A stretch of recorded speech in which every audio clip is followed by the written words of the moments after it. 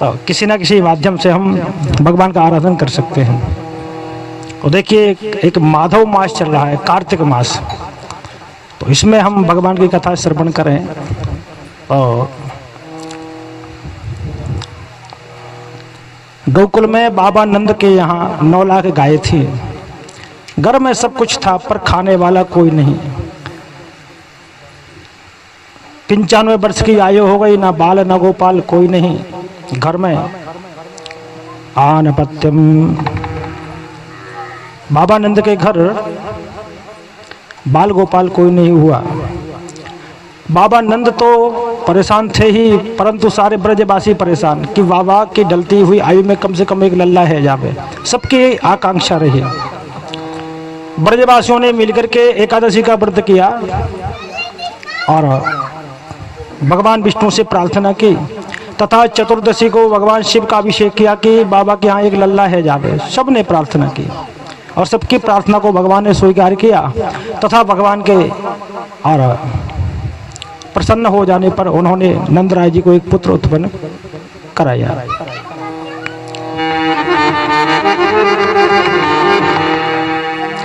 नंदस्तबात मजोत्पन्न जाता हिलादो महामन आहो ये विप्राण वेद ज्ञान स्नातः सुचिर अलंकृत। बाबा के यहाँ बालक का जन्म हुआ तो बाबा जी बड़े प्रसन्न, नंद बाबा। और सर्वप्रथम क्या किया उन्होंने, आहो ये विप्राण, ब्राह्मणों को बुलाया। ब्राह्मण कैसे, वेद ज्ञान से सुसंपन्न। ब्राह्मण देवता आए तो बाबा दौड़े दौड़े गए यमुना जी में, डुबकी लगा के आए, वस्त्र पहन करके और अपने स्वरूप को संभाला।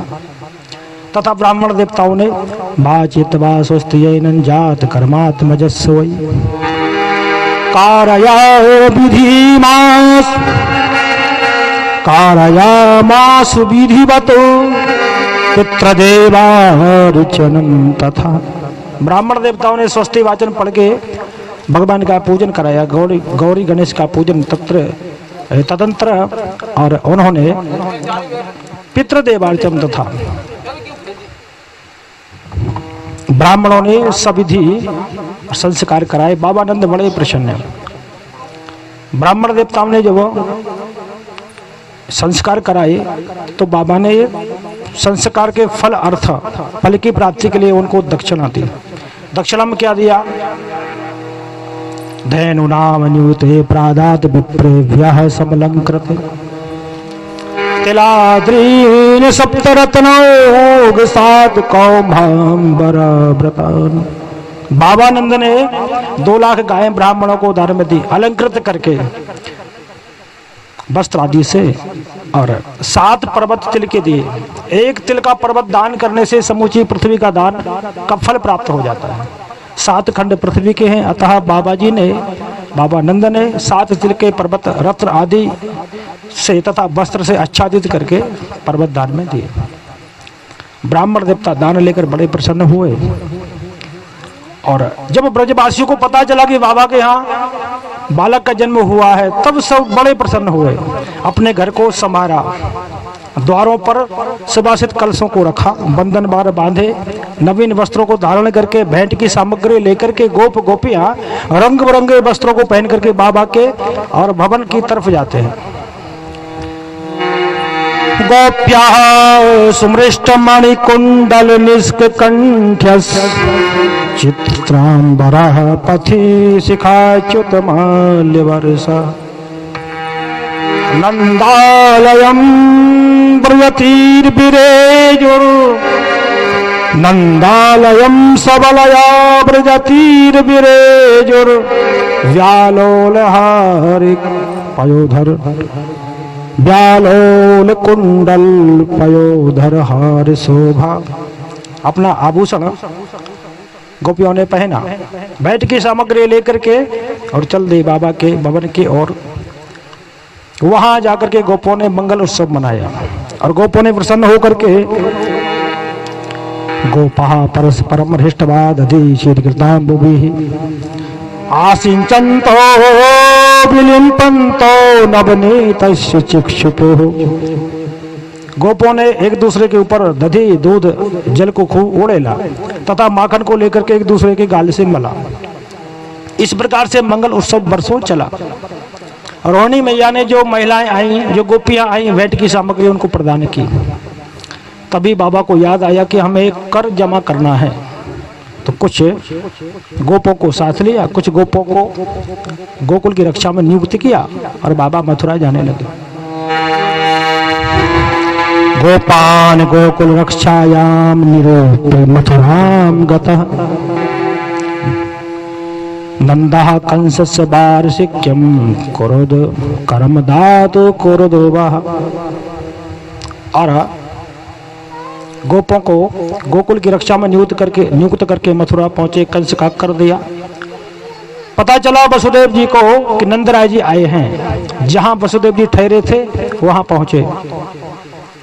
वसुदेव जी को देख करके नंदराय जी ऐसे खड़े हुए मानो मृतक शरीर में प्राण आ गए हों। देहा प्राण मिवांगतम, गले मिले।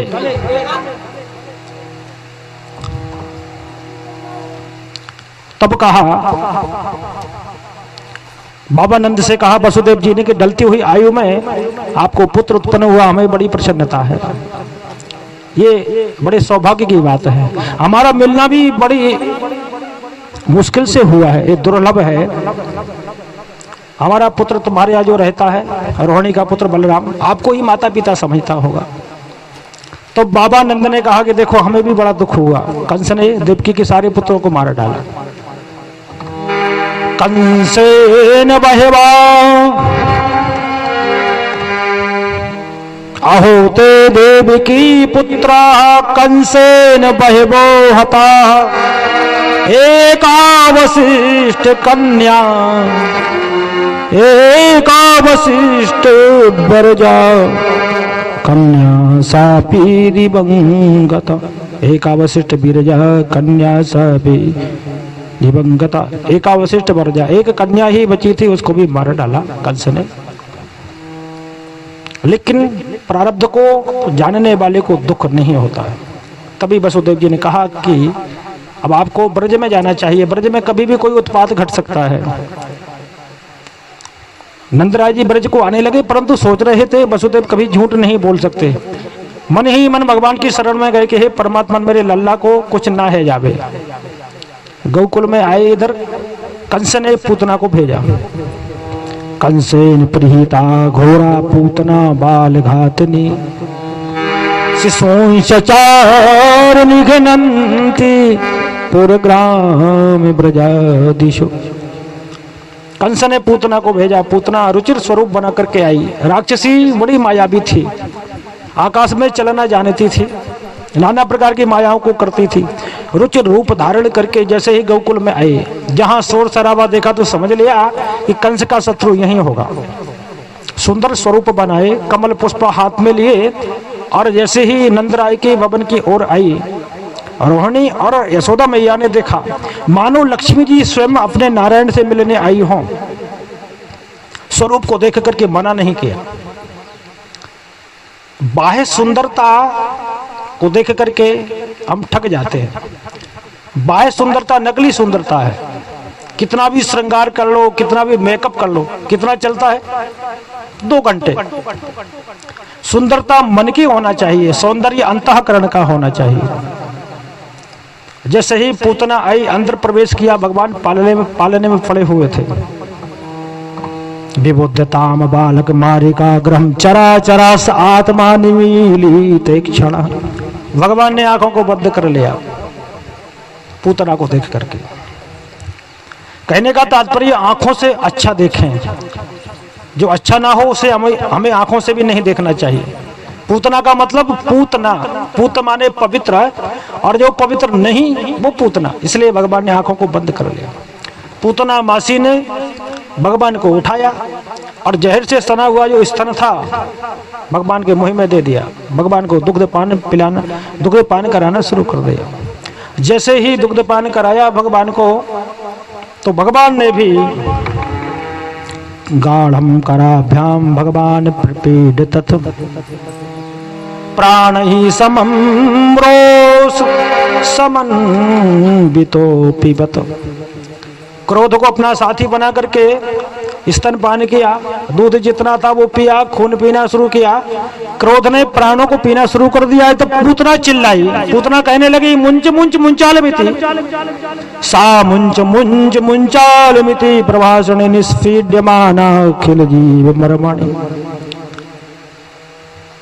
प्राणों के पीने से उसके अंग मर्म स्थल जो थे वो फटने लगे और पूतना भगवान को लिए गोष्ठ में गई, वहां जाकर गिर पड़ी। बहुत कुछ कहा मुझे छोड़ दे, परंतु भगवान ने नहीं छोड़ा।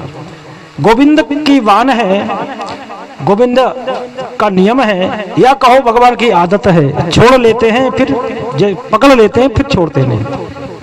तो पूतना को नहीं छोड़ा, पूतना का शरीर आकर के गोष्ठ में पड़ा। सुखदेव जी महाराज वर्णन करते हैं कि पूतना के शरीर के गिरने से 6 कोस के वृक्ष चकनाचूर हो गए और गोप बालकों ने भगवान को उतारा पूतना के शरीर के ऊपर से। पूतना का शरीर कैसा था?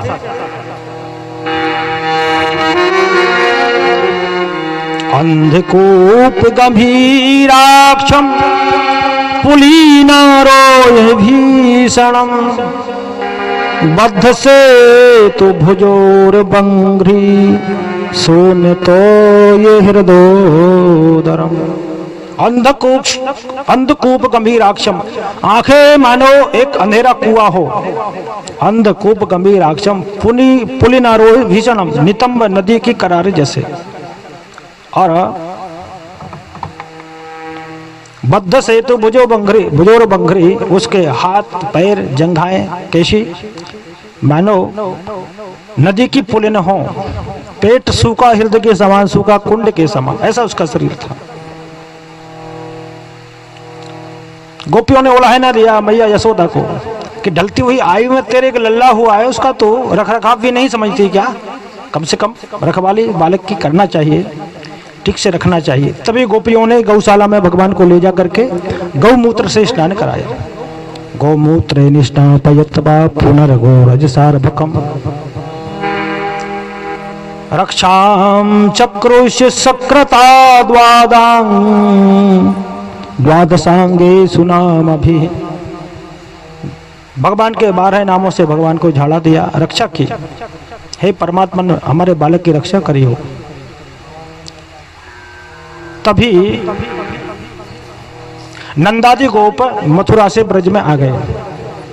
ताव नंदादया गोपा मथुराया ब्रजम गतः विलोक पूतना देहम बभूवो रति विस्मिता। बाबा नंद जैसे ही मथुरा से गोकुल में आए, पूतना का शरीर देख करके विस्मित हो गए। बहुत बड़ा शरीर था। विलोक पूतना देहम बभूवो रति विस्मिता। नंद बाबा कहने लगे वसुदेव जी ने जो कहो तो बिल्कुल सत्य घटा। गोप बालकों ने कुल्हाड़ी से उसके शरीर के टुकड़े किए। जब उसको जलाया पूतना को, तो महाराज उसमें सुगंधी आ रही थी। नहीं तो किसी पापी को जलाते हैं ना तो उसके धुएं से दुर्गंधी आती है, परंतु पूतना के शरीर से सुगंधी आ रही थी। दह्यमानस्य देहस्य धूमश्चा गुरु सौरवः। परंतु देखा जाए तो पूतना में एक भी सद्गुण नहीं था। कहीं आप बात करो तो ना नाम अच्छा पूतना का, ना काम अच्छा, ना जाति अच्छी, ना भोजन अच्छा, और ना तो उसकी नीयत अच्छी। पूतना जो पवित्र नहीं, पूतना उसका नाम, तो नाम भी अच्छा नहीं। काम क्या था? पूतना लोक बालघनी, बालकों को मारती थी, हत्यारी थी, तो काम भी अच्छा नहीं था। जाति राक्षसी, जाति भी अच्छी नहीं। रुधिरासना, भोजन रुधिर ही जिसका आसन है, रुधिर पान करती थी, खून पीती थी, तो उसका भोजन भी अच्छा नहीं। कहीं आप कहो कि नियत अच्छी होगी तो शिशु चचार निघनन्ते, बालकों को मारती थी, नियत भी अच्छी नहीं, ये अंतिम इच्छा से आई थी। पर स्तन दत्तबाप सदगतिम, केवल स्तनपान कराने से इसको सदगति प्राप्त हुई। भगवान को स्तनपान कराया, भले ही किसी नियत से सही, परंतु उसने दुग्ध पान तो कराया, भगवान ने सदगति प्राप्त की। और यहाँ सुखदेव जी महाराज पूतना वध नहीं लिखते, बल्कि पूतना मोक्ष कहते हैं। एतत् पूतना मोक्षम कृष्ण स्यार्भकमद्भुतम। इस पूतना मोक्ष का जो पाठ करता है अथवा सुनता है, सुनाता है, उसका मोक्ष हो जाता है। ऐसा सुखदेव जी महाराज ने वर्णन किया।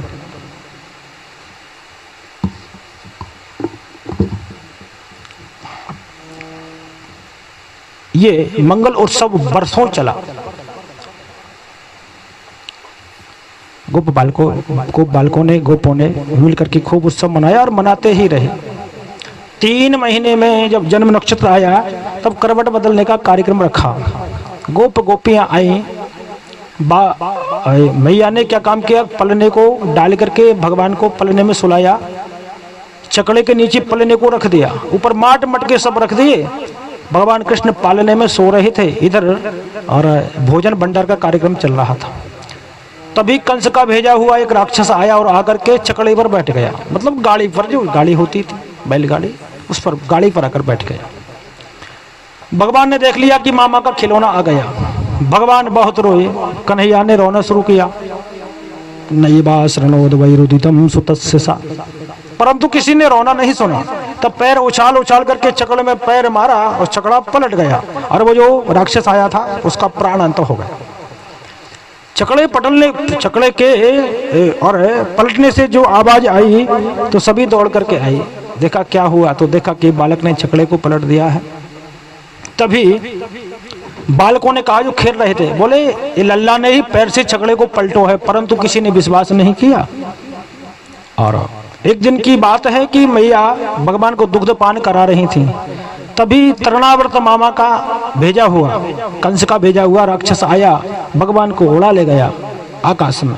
भगवान ने उसका प्राणांत कर दिया। तृणावर्तः शांतरयो भात्य रूप धरोहरन कृष्णम नभोगतो गंतुम नासकनोद भूरि भार भृता। तभी वसुदेव जी ने गर्गाचार्य जी को भेजा और गर्गाचार्य जी ब्रज में आए।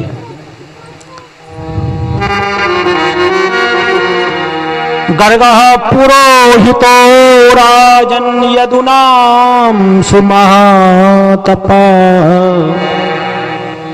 ब्रजम जगाम नंदस्या वसुदेव प्रचोदिता। गर्गाचार्य जी ने आकर कहा नंदराज जी से कि मुझे वसुदेव जी ने भेजा है। नंदराज जी बड़े प्रसन्न हुए, स्वागत किया, आसन दिया, बिठाया गर्गाचार्य जी को। गर्गाचार्य जी यदुवंशियों के कुल पुरोहित हैं, और पुरोहित का मतलब होता है विवाह आदौ जन्म मृत्यु संस्कारान मिति पुरोहिता।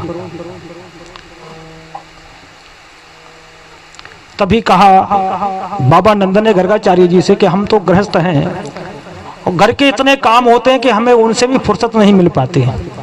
बहुत अच्छी बात है, आप हमारे घर पधारे, हमारा घर पवित्र हो गया। अब आप ऐसा करो, बालकों के नामकरण संस्कार कर दो। तुम ही ब्रह्म विदाम श्रेष्ठा संस्कारान कर्तुमर्हसि बालयोरनयोर निरणाम जन्मन ब्राह्मणो गुरु। हे कुरुश्रेष्ठा, आप बालकों के नामकरण संस्कार करो। ब्राह्मण जन्म से ही गुरु हुआ करता है। गर्गाचार्य जी बोले कि नामकरण संस्कार तो करूंगा, पर कंस को ये पता चल गया कि मैंने संस्कार किया है तो वो समझ जाएगा कि ये वसुदेव का लड़का है। ऐसा ना हो कंस कृष्ण को मार डाले, बालक को मार डाले, क्योंकि कंसा पाप मति सख्यम चाणक दुंदुभे तब चाणक दुंदुभे। कंस की बुद्धि हमेशा पाप ही पाप सोचा करती है, और वसुदेव जी तुम्हारे मित्र हैं। लेकिन बाबा ने कहा चिंता न करो, गौशाला में ले चलते हैं, किसी को नहीं बुलाऊंगा और भीड़ भाड़ नहीं होगी, आप नामकरण संस्कार कर दो। तभी गर्गाचार्य जी और गौशाला में पहुंचे। वहां स्वस्ति वाचन पूर्वक बलराम जी का, भगवान कृष्ण का नामकरण संस्कार किया। कुरुद्वयाति संस्कारम स्वस्ति वाचन पूर्वकम। नामकरण संस्कार किया। नाम अनिवार्य है। हम किसी वस्तु को जब संबोधन करते हैं तो नाम लेकर ही तो करते हैं, इसलिए नाम होना जरूरी है।